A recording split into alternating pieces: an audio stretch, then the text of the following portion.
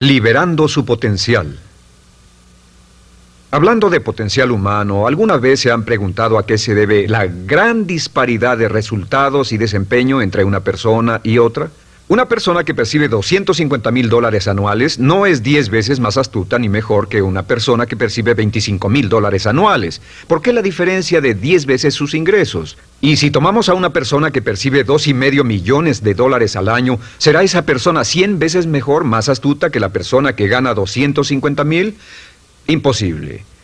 En un estudio reciente de coeficiente intelectual probaron a 1,000 personas de una cierta población y llegaron a la conclusión de que la mejor persona entre los 1,000 solo era 2,5 veces más astuta que la persona de menor coeficiente intelectual. Solo 2,5 veces la disparidad, y tal vez eso sea con toda la población.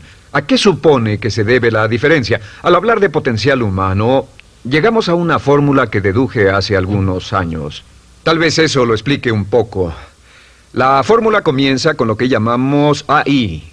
O sea, atributos innatos, las cualidades, la inteligencia, la habilidad, el temperamento, cosas con las que se nace que no pueden cambiarse mucho. Además de los atributos adquiridos. Estos atributos son muy importantes, son su educación, su capacitación, sus capacidades, su experiencia, conocimiento, sabiduría, etc., multiplicado por A, que es su actitud, es igual al potencial humano individual, o al desempeño humano individual o resultados individuales humanos. Ahora, de estos tres, los atributos innatos se traen desde el nacimiento. Los adquiridos pueden cambiarse, pero se necesita cierto tiempo para ello, aunque a veces cambiamos muy rápidamente. Cierta información valiosa puede cambiar dramáticamente su eficacia, pero las actitudes pueden aumentarse o disminuirse dramáticamente en segundos. Cada vez que mejoramos nuestra actitud, multiplicamos todas nuestras capacidades. Una actitud ha sido llamada acertadamente el lenguaje más importante del ser humano, la palabra más importante del idioma en el humano. Todo lo que hacemos en la vida, según un estudio en Harvard entre estudiantes ejecutivos, será en un 85% de actitudes. Un 85% de su éxito estará determinado por su actitud. Eso significa que está determinado por cuán positivo o cuánta actitud mental positiva se tenga. Las personas con actitudes mentales positivas tienden a avanzar más rápidamente, se mueven hacia la cima en organizaciones valiosas, ganan más dinero, sacan más satisfacción de la vida. Una actitud mental positiva no significa que baile por las calles y arroje flores. Solo significa que tome una actitud constructiva en general o se aproxime hacia su trabajo, su vida, sus problemas, relaciones, etc. Según el informe Cox de las empresas americanas, según la revista Success, un 85% o más de todo lo que se logra se debe a la actitud. Y la pregunta es, ¿de dónde vienen las actitudes? Las actitudes vienen de las expectativas. Muy simple, ya hablamos de eso. Y una forma muy poderosa de mejorar su actitud instantáneamente es decir, aunque no lo crea, pienso que algo maravilloso va a ocurrirme hoy. Como dijimos antes, nuestras expectativas sobre los desenlaces determinan nuestra actitud. Si espera que las cosas salgan bien, tendrá una actitud positiva. Si espera que salgan mal, tendrá una actitud negativa. Y lo maravilloso es que podemos fabricar nuestras expectativas. Podemos esperar lo que deseamos. Podemos esperar cosas buenas, cosas malas, y no nos decepcionaremos.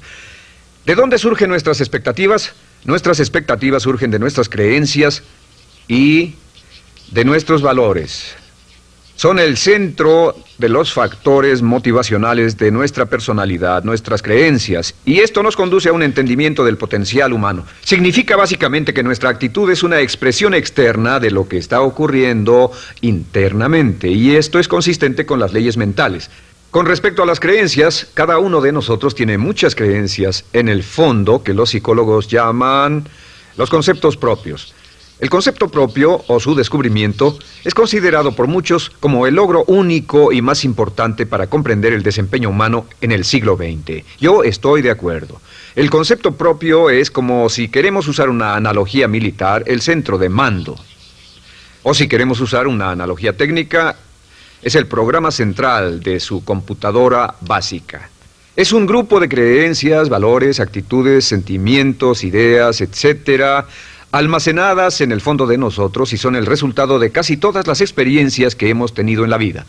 Y algunos investigadores dicen que el concepto propio comienza a formarse aún antes del nacimiento, pero el concepto propio, una vez colocado, precede, predice y determina sus niveles de eficacia y desempeño en todas las áreas de nuestra vida. El concepto propio se convierte en el centro de mando o el programa maestro. El concepto propio de este grupo de creencias determina lo que dirá, lo que hará, cómo actuará, cómo se siente y reacciona, etc. ¿Qué significa esto? Significa que todas las mejoras en su vida externa, todos los cambios en su realidad comienzan con un cambio en su concepto propio. Les voy a explicar lo que significa. Esta es una gráfica muy simple. Hablamos de potencial humano y decimos que la persona promedio usa un 10% o menos de su potencial.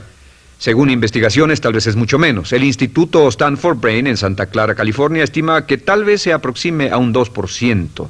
Seremos generosos y diremos que la persona promedio usa un 10%. Significa que en los mejores casos, la mayoría, como usted o yo, no usamos un 90% de nuestro potencial. Uno de los mejores filósofos, Oliver Wendell Holmes, dice que la tragedia de la persona promedio es que llegan a la tumba con su música aún por dentro. Aún están funcionando con mucho menos de su potencial total. Y esto es el potencial humano. Sabemos que existe una relación directa entre el potencial humano y el concepto propio. Pero como nuestros conceptos propios o nuestras estimaciones de nosotros mismos generalmente son mucho menores de lo que debieran ser, nuestro nivel de desempeño y eficacia también es menor. Sabemos que nuestro concepto propio es altamente subjetivo. ¿Qué significa esto? Significa que el concepto propio, lo que pensamos que es cierto sobre nosotros mismos, no está basado en la realidad, está basado en información que hemos tomado y aceptado como cierto, hasta el grado en que creemos lo que sea de nosotros mismos y se vuelve cierto para nosotros porque actuamos de una forma consistente con ello. Algunas personas que leen sus horóscopos y creen en horóscopos predicen su futuro. Hay algunas personas que toman la crítica y las opiniones de otros a quienes ni siquiera respetan y hacen suyas esas ideas, dando un resultado muy negativo. Lo que piense, lo que acepte como cierto, se vuelve cierto para usted. También sabemos que como adultos tenemos una variedad de conceptos propios. Tenemos un concepto propio de cómo vestirnos, cuánto pesamos, lo que comemos, lo bien que podemos hablar en público, qué tipo de padres somos, qué tipo de hijos somos con nuestros padres, qué tipo de esposo o esposa somos, qué tipo de amante, de conductor. Lo interesante de manejar es que todos los hombres tienen un concepto muy positivo con respecto a esto. Las mujeres no entienden esto, pero los hombres nacen con un genio inherente para manejar. Todos los hombres son choferes excelentes. Si no lo creen, todo lo que tienen que hacer las mujeres que están viendo esto es pensar en la última vez que trataron de corregir la forma de conducir de un hombre y recordarán que no obtuvieron buenas respuestas. ¿Cómo respondemos ante alguien que desafía nuestro concepto propio, sugiriendo que no somos las personas que pensamos ser? Estamos a la defensiva, nos enfadamos, nos irritamos, es difícil que nos traten. Tenemos un concepto propio de lo creativos que somos, lo inteligentes, lo rápido que leemos, lo bueno que somos en los deportes, y si practicamos una gran variedad de ellos, tenemos un concepto propio para cada uno de ellos. Tenemos un concepto propio de lo bien que cocinamos, de lo bien que educamos a nuestros hijos, de lo bien que limpiamos nuestra casa, los autos que manejamos, etc. Y también de lo que valemos por lo que ganamos. Es muy interesante saber que nunca ganamos más del 10% de nuestro concepto propio en ingresos. Nuestro concepto propio determina nuestro nivel de ingresos. Este nivel de concepto propio se llama zona de confort. Y aunque querramos más dinero, veremos que la tendencia humana natural de todas las actitudes es luchar por lograr entrar a la zona de confort y luego quedarnos ahí. Si ganamos un 10% por encima de nuestro concepto propio de ingresos, tendremos una necesidad imperante de deshacernos de ese dinero. Lo donaremos, lo gastaremos en forma extravagante y hasta lo perderemos si recibimos demasiado. Las personas que ganan la lotería siempre están quebradas a los 2 o 3 años. Queman el dinero porque ese dinero está más allá de su concepto propio. Si gana 10% o menos de su nivel de concepto propio, se descubrirá luchando, trabajará más duro, más tiempo, pensará en forma más creativa, buscará diferentes formas para aumentar sus ingresos o sus segundos ingresos. La única forma de mejorar cualquier parte de su vida, incluyendo sus ingresos, es aumentando el nivel del concepto propio de sus ingresos, comenzando a pensar en usted como si estuviera ganando más dinero. Si quiere bajar de peso, la única forma en que podrá lograrlo es pensando en que está delgado. Piense en usted mismo como una persona más delgada. Si quiere volverse una persona más popular, más amorosa, más feliz o más sana, comience a pensar una y otra vez en esas cosas hasta que se vuelvan parte de su nuevo concepto propio. Hablaremos de eso más adelante. Es una parte esencial de la programación de su mente hacia el éxito. Su concepto propio global está determinado por el promedio de sus conceptos propios en las áreas que considere importantes. Ahora, su concepto propio está formado de 3 partes críticas. La primera parte del concepto propio es el ideal propio. El ideal propio es la persona que más desearía ser, es su idea de lo que constituye un ganador, es su visión ideal de lo mejor que puede ser usted. Nada más, una de las cosas que sabemos de las personas con éxito es que las personas con éxito tienen ideales propios muy claros, ideales claros de quién quieren ser en el futuro. Las que no tienen éxito tienen ideales muy vagos. El número 2 es la autoimagen. La autoimagen es como un retrato de cómo se ve a sí mismo y lo que piensa de sí mismo. La autoimagen es el espejo interno, es como se percibe a sí mismo ahora en su desempeño actual, en forma cotidiana. La tercera parte es su autoestima. Su autoestima es cómo se siente consigo mismo. Cómo se siente consigo mismo es la fuerza motriz, el motor, la fuerza poderosa dentro de su subconsciente. Es la fuerza de energía dentro de su concepto propio y determina casi todo lo que le pasa. La mejor definición de autoestima es cuánto se agrada a sí mismo. Cuánto se agrada a sí mismo como esposo, cuánto se agrada a sí mismo como empleado, cuánto se agrada a sí mismo como jefe, como inversionista, como orador profesional, como atleta, etcétera. Según se agrade a sí mismo, su nivel de autoestima, su sentimiento emocional global respecto a cualquier área de su vida, determina su desempeño y su eficacia en dicha área. Lo sorprendente es que se convierte en lo que piensa, su concepto propio es maleable, su autoestima puede formarse repitiendo una y otra vez: me agrada mi persona, me agrada mi persona, me agrada mi persona. Me agrada mi persona, me agrada mi persona, me agrada mi persona. Entre más se repita, me agrada mi persona, me agrada mi persona, entre más lo repita una y otra vez, más crecerá su autoestima, y entre más crezca su autoestima, más crecerá su concepto propio global. Cuando crezca su concepto propio global, su desempeño será mejor en todo lo demás que emprenda. Cada vez que diga, me agrada mi persona, me agrada mi persona, me agrada mi persona, me agrada mi persona, me agrada, será como bombearse psicológicamente. Todo lo que pase que haga que su autoestima suba, hará que se comporte mejor. Todo lo que haga que su autoestima baje hará que se comporte peor, que cometa errores, que sea infeliz, etc. Un punto crítico de agradarse a sí mismo, sobre autoestima y agradarse a sí mismo, es que, número 1, nunca puede querer a nadie más de lo que se quiere a sí mismo. Que su nivel de autoestima es determinante de la calidad de relaciones que tenga con los demás. Y número 2, es que nunca puede esperar que nadie más lo quiera o respete más de lo que se respeta a sí mismo. Cuanto se agrade o se respete a sí mismo, determina sus actitudes hacia usted. Todas las escuelas de psicología actualmente están de acuerdo en el hecho de que depende de lo que usted realmente se quiera y se respete a sí mismo como un ser humano valioso e importante, tiene efecto sobre todo lo que le pase. Cuánto se agrade a sí mismo, y lo que puede hacer es mejorar su autoestima diciendo: me agrada mi persona, me agrada mi persona, me agrada mi persona, me agrada mi persona. Y esto nos lleva a la pregunta: ¿de dónde viene el concepto de autoestima? Y descubrimos que el concepto propio es maleable, puesto que no nace con este concepto propio, no nace con ninguna idea sobre sí mismo, no nace con autoimagen ni autoestima. Nace, en cierto modo, como potencial propio. Es la mejor forma de plantearlo. La persona promedio llega al mundo como potencial puro. Y no tiene el concepto propio de que todo lo que es ahora, todo sentimiento que tiene, toda actitud o valor, tuvo que aprenderlo en el transcurso de su vida. También sabemos que el niño llega al mundo con una necesidad imperante de amor y contacto. Y como una gran cantidad de investigaciones lo indican, necesitamos mucho amor y contacto durante toda nuestra vida, pero en especial durante nuestros años de formación, porque de niños aprendemos quiénes somos, cuánto valemos, si somos importantes, inteligentes, amorosos, chistosos. Todo esto lo aprendemos por la forma en que nuestros padres nos tratan. Si nuestros padres, nuestros parientes, tíos o tías, en especial nuestros padres, nos tratan como si fuéramos realmente importantes, crecemos pensando que somos realmente importantes, pero si nuestros padres no lo hacen, pasa algo más. Sabemos que los primeros años de vida son los más importantes para el desarrollo del concepto propio, que un niño comienza a partir de cero. El niño nace sin saber quién es él o ella. Son sumamente valiosos el primero, segundo, tercero, cuarto y quinto años de vida. Algunos psicólogos pensaban que eran los 5 primeros años, pero ahora dicen que son los 3 primeros años. En sus 3 primeros años de vida el niño aprende quién es, y dicen que si se les da suficiente cantidad y buena calidad de amor en los 3 a 5 primeros años, los prepara usted de por vida. Los coloca en una base sólida de autoestima y confianza en sí mismos, valor e importancia realmente. Existe una relación directa entre la calidad y la cantidad de amor y el desarrollo de una personalidad sana. Entre más amor, amor incondicional, reciba un niño en sus años formativos, más fuerte será la base de su personalidad. El reverso de la educación es que casi todos los problemas de psicosis, neurosis, perturbaciones de la personalidad y problemas de comportamiento surgen de los problemas que se tengan con el concepto propio.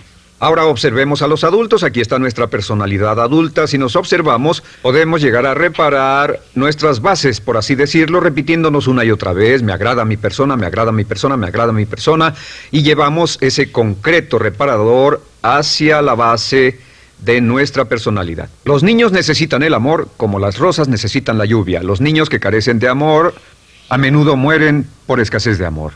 Es una enfermedad llamada marisma. Ahora, ¿qué más sabemos sobre los niños? Sabemos que los niños llegan al mundo con dos atributos notables. El primero es que no sienten temor.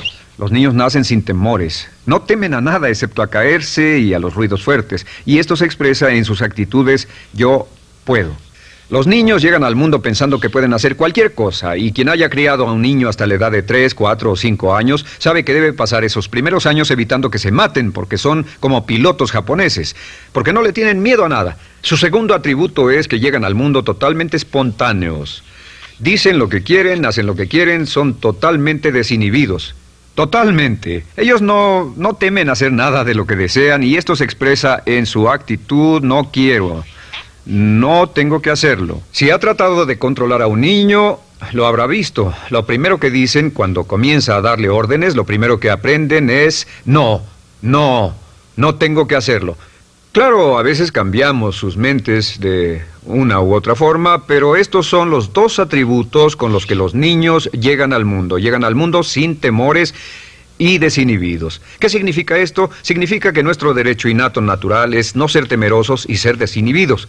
Y solo cuando podemos crear la misma situación en nuestra vida adulta, cuando no tememos y somos desinhibidos, nos sentimos a gusto con nosotros mismos. Las mejores organizaciones, las mejores compañías son las que crean un ambiente donde nos sentimos sin temores y sin reservas para ser nosotros mismos y para hacer lo mejor de nosotros. Al crecer descubrimos que los niños aprenden de dos maneras. La primera es por imitación. Imitan a uno o a ambos padres, en especial al padre dominante. Algunas veces el padre dominante cambiará cuando crezca el niño, y a veces los niños imitan al padre, a veces a la madre, pero aprenden por imitación. Muchas características y hábitos que tenemos como adultos los aprendimos de nuestros padres. ¿Alguna vez ha tenido la ocasión de gritarle o reñirle a uno de sus hijos? Verá que le dice las mismas cosas que le dijo su padre a usted cuando era niño. Así que imitamos. A veces imitamos su caminar, a veces su forma de hablar, a veces imitamos sus valores, sus creencias, etc. Aunque esos valores y esas creencias no tengan ningún valor. ¿Por qué? Porque nuestros padres eran así cuando nosotros éramos niños. La segunda forma en que aprendemos es pasando de la incomodidad, lo que no se siente bien, hacia la comodidad. Freud llamó a esto el principio del placer. O sea que nos movemos hacia aquello que nos hace sentir cómodos, lo que nos da placer, lo que nos hace sentir bien con nosotros. Nos movemos de la incomodidad hacia la comodidad. Así es como aprendemos a no mojar el pañal, por ejemplo. Sabemos que no es agradable caminar con popó o pipí en nuestros pañales. Vemos lo que hacen nuestros padres, vemos lo que nuestros parientes hacen y decimos: estas personas no hacen lo que yo. Así aprendemos a caminar y lo demás. Así que de la incomodidad hacia la comodidad. Durante toda nuestra vida, por cierto, así es como aprendemos. Imitamos leyendo lo que otras personas hacen, estudiando libros y en el trabajo, imitamos cuando vamos a la escuela, y hacemos lo que nos da resultados positivos, lo que nos da refuerzos positivos, y hacemos cada vez menos las cosas que nos causan incomodidad o dolor. Ahora, muy temprano en la vida, como equivocación o como resultado de una equivocación que los padres cometen en la crianza, los niños comienzan a aprender hábitos y patrones negativos. Los patrones y hábitos negativos tienen sus raíces principalmente en la crítica destructiva. La crítica destructiva comienza muy temprano en la vida, a veces en los primeros meses. Y la crítica destructiva la usan los padres para dirigir y controlar a sus hijos. Desafortunadamente, tiene un efecto muy peligroso y dañino sobre nosotros, ya que la crítica destructiva tiende a minar la integridad de la personalidad del niño. Muchos de nosotros, incluyéndome a mí y a muchos de ustedes, nos hemos visto minados y heridos por la crítica destructiva más que todas las guerras en la historia. Ahora, como resultado de la crítica destructiva, comenzamos a desarrollar hábitos y patrones negativos. Los patrones de hábitos negativos son respuestas condicionadas hacia los estímulos. Los patrones de hábitos negativos se desarrollan en los inicios de la vida. Se desarrollan como resultado de una repetición del temor y el dolor una y otra vez. Se desarrollan como resultado de la crítica destructiva, el castigo físico, etc. En los inicios de la vida comenzamos a desarrollar dos manifestaciones que nos persiguen durante toda nuestra vida y más que ninguna otra cosa inhiben nuestro potencial. La primera es la llamada patrón de hábito negativo inhibido. El patrón de hábito negativo inhibido se aprende cuando al niño le dicen una y otra vez no.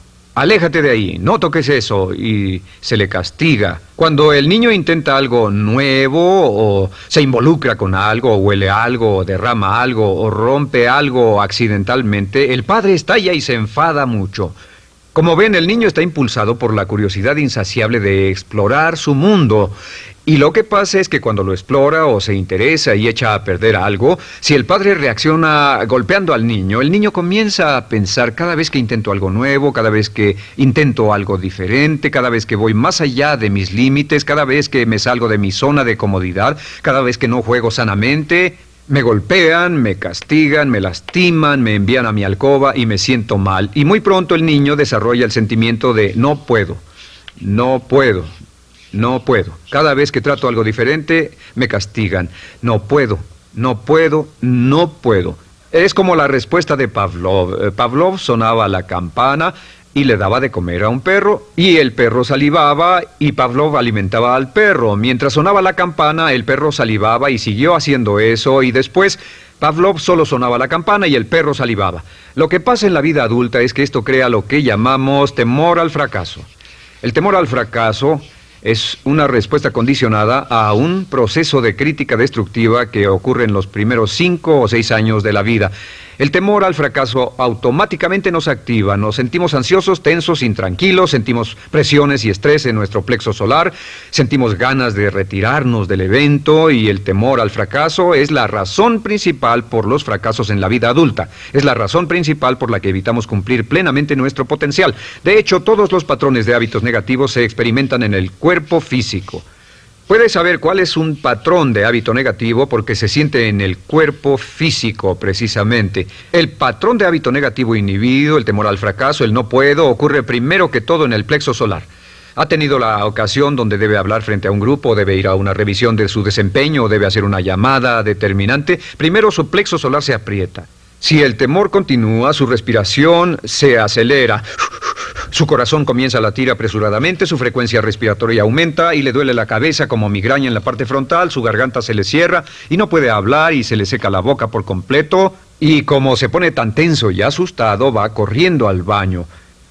Estas son todas las manifestaciones. No hay peligro físico, pero sí peligro psicológico, una respuesta condicionada. Cuando sentimos estas cosas, la tendencia es retirarse de la situación que las ocasiona, y es la razón por la que no logramos mucho si retrocedemos. Es muy importante. El segundo patrón de hábitos negativos es el compulsivo. El patrón de hábito negativo compulsivo se aprende cuando a los niños se les dice una y otra vez: más vale que lo hagas. Si no lo haces, tendrás problemas o me las pagarás.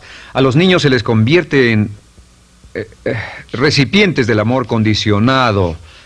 Los padres no intentan hacer esto, pero lo que hacen es sugerirle al niño: no te amo, por lo tanto no estás a salvo, a menos y hasta que hagas lo que yo quiero. El niño crece sintiendo: tengo que hacer lo que quiera mi mamá. Debo complacerla, debo complacer a papá, debo complacer a los demás, debo complacer a mis parientes, y a veces debo complacer a mis semejantes, debo complacer a mis maestros, debo complacer a todo el mundo, y crecen con esto: debo. No puedo hacer lo que quiero hacer, debo hacer lo que complace a las demás personas. Este patrón de hábito negativo muy temprano en la vida se traduce en el temor al rechazo. El temor al rechazo lo experimentan los hombres como adultos como un comportamiento tipo A. Hablaremos del comportamiento tipo A posteriormente. El comportamiento tipo A es una necesidad compulsiva o excesivamente compulsiva de complacer de algún modo a alguien sin normas de comportamiento, prácticamente sin pensarlo. El temor al rechazo nos impulsa, nos hace muy sensibles a las necesidades de los demás. Hacemos cosas que otras personas quieren, no hacemos lo que nosotros queremos. Siempre estamos tratando de complacer a los demás. Tenemos preocupaciones o nos importan las opiniones, sentimientos y actitudes de otros hasta el punto donde ocultamos nuestras necesidades. El temor al rechazo se siente en la columna del cuerpo.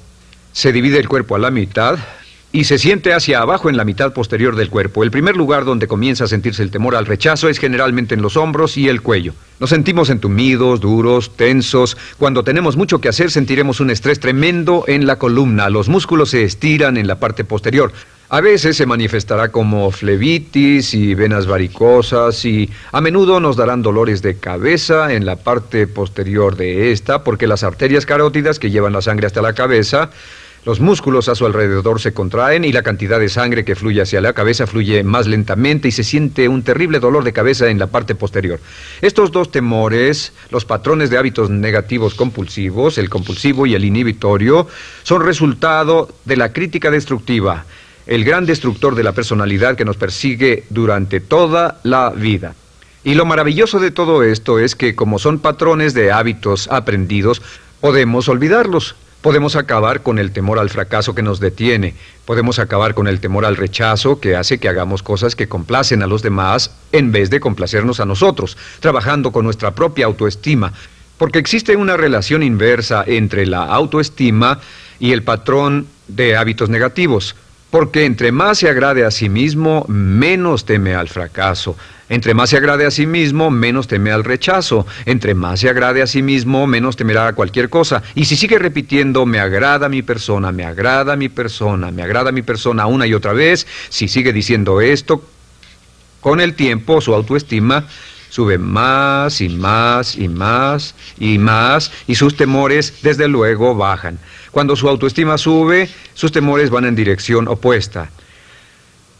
Ahora, ¿cómo enfrentar la crítica destructiva si debe criticar a otras personas? Pues eso es muy simple. Muchos padres nos han preguntado eso. ¿Cómo se controla a los niños? Una de las claves para controlar a los niños es dirigirlos para que hagan algo constructivo en lugar de hacer algo destructivo. Otra cosa que debe recordarse es que lo que quiere hacer es que quiere dar una crítica informativa, crítica constructiva, lo que significa que se les dice a los niños lo que pueden hacer o a los adultos lo que pueden hacer mejor. Todo el propósito de dar retroalimentación de cualquier tipo es mejorar el desempeño. Si es padre o si es jefe o si es una persona en una relación, si una persona está haciendo algo malo o inadecuado, todo el propósito de darles cualquier tipo de retroalimentación es para que puedan hacerlo mejor. Sin embargo, existe una relación directa entre la autoestima y la crítica destructiva. Cada vez que se critica a una persona, su autoestima baja. Y cada vez que su autoestima baja, su habilidad para desempeñarse baja. Si critica a una persona en forma destructiva demasiado tiempo, llegará a un punto donde no intentarán nada. Se convierte en lo que llamamos hipersensible. Un adulto hipersensible es aquel que no puede aceptar críticas de nadie. Un adulto hipersensible es una persona que está muy tensa, ansiosa, si siquiera sugiere que no está haciendo lo correcto. Si trata con un adulto hipersensible, la clave es sentarlo y recordar 4 cosas. Número 1, comenzar con alabanzas. Número 2, proteja la autoestima de la persona a toda costa. Número 3, discuta el desempeño y no a la persona. Hable del comportamiento más que de la persona. Y número 4 es enfocarse hacia el futuro en vez de en el pasado. Enfóquese hacia lo que va a hacerse en forma diferente en el futuro en vez de lo que pasó en el pasado. ¿Por qué? Una razón muy simple, porque una persona no puede controlar el pasado. Al no poder controlar el pasado, cualquier crítica de lo que han hecho en el pasado les da un estrés tremendo y frustración. Así que, en resumen, la clave del éxito en la vida es una actitud mental positiva. Una actitud mental positiva se basa en expectativas de éxito, de una serie de expectativas positivas. Esa serie de expectativas positivas se basa en sus creencias y en su concepto de sí mismo. El centro de su concepto propio que determina su eficacia en la vida es su autoestima, y su autoestima se mide por cuanto se valore a sí mismo. Las dos cosas que nos frenan más que nada son el temor al fracaso y el temor al rechazo. Y uno de nuestros secretos centrales de éxito es este: Conviértase en un organismo generador de autoestima perpetua. Haga continuamente cosas para usted mismo, hacia sí mismo en su vida, que hagan que se agrade a sí mismo, que se ame, que se acepte, que se respete, que hagan que se sienta fantástico con usted mismo. Si es un jefe o un padre, no olvide que la clave para el máximo desempeño en su hogar y en su trabajo es hacer que las personas se sientan maravillosamente consigo mismas. Entre mejor se sienta consigo mismo y más se agrade, más probable será que logre que las personas a su alrededor lo quieran, lo acepten, lo respeten, se respeten.